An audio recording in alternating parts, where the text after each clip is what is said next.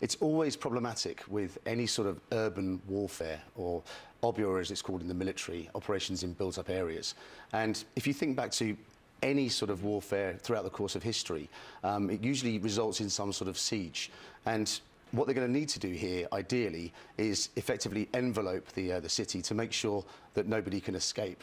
But that's very, very difficult when you're not fighting a conventional enemy. Well, and also, you're fighting an enemy which doesn't abide by the Geneva Convention, Absolutely. which is happy to use people as human shields. We've got hundreds of thousands of children in these homes, and you've got these forces on the edge of the city, the Iraqi forces, about to go in and presumably do quite close combat in built-up areas where civilians are the ones who are at risk of getting caught in the crossfire. That's absolutely right, and this is potentially unprecedented in history, because what normally happens is that the civilians are usually given a chance to actually escape, or at least some of them are. But in this case, they actually use them as part of their strategy. You know, as we know, they've been really barbaric towards them. They're prisoners there.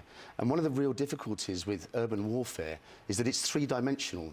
You know, conventional warfare, if you like, is the battlefield. When the forces go in there, they're going to be effectively facing snipers, you know, all sorts of enemies on rooftops, under the ground, in tunnels, and of course at street level. And it is going to be literally room-to-room, hand-to-hand combat. And in terms of British involvement, either discreetly or otherwise, how are we helping the Iraqi forces to do something that is quite extraordinary and perhaps, as you say, unprecedented? Well, we've continued to provide air power, of course, to the operations.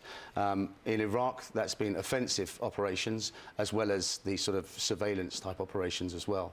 In Syria, it was slightly different. It took a long time to get any sort of parliamentary approval, if you like, to do anything of any real value there, I think. But one of the issues that we've got, of course, is that when you're actually going for an offensive in a city, and bearing in mind, you know, this is Iraq's second largest city, population of 1.6 million people. It's a big place. You can't actually use air power because of the civilians. You can't use... Because we abide by the rules. That's you know, right. You can't use heavy artillery. And you can't really use tanks because they don't have the elevation on their guns to actually fire at the top. So, you know, we've got real issues there. Effectively, you know, there's parity in terms of the numbers and the capability, because we can't use our, you know, technology advantage, if you like.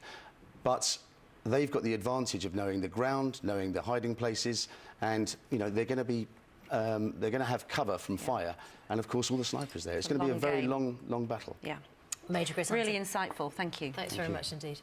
You know, you have to bear in mind that many of these people, more than 1 million of them really, are effectively trapped inside the city with nowhere to go. And as this battle really starts to intensify over the coming days and the coming weeks, these people will become critical to Islamic State and may well